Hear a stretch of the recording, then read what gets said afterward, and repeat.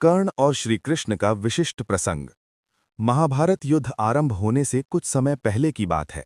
श्री कृष्ण जानते थे कि कर्ण वास्तव में कुंती पुत्र हैं और पांडवों के ज्येष्ठ भ्राता हैं। यदि कर्ण पांडवों के पक्ष में आ जाएं तो युद्ध की दिशा ही बदल सकती है। एक दिन श्री कृष्ण अकेले कर्ण के पास पहुंचे।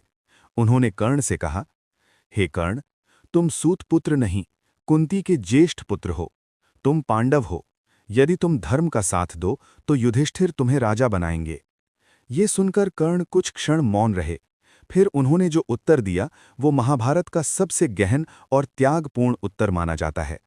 कर्ण बोले, हे केशव, मैं जानता हूं कि मैं कुंती पुत्र हूं, पर जिस दिन पूरी सभा ने द्रौपदी का अपमान किया उस दिन मुझे दुर्योधन ने मित्र कहा। जिस समय संसार ने मुझे नीच कहा उस समय दुर्योधन ने मुझे अंगराज बनाया। कर्ण आगे कहते हैं, धर्म केवल जन्म से नहीं होता, धर्म कर्तव्य और कृतज्ञता से होता है।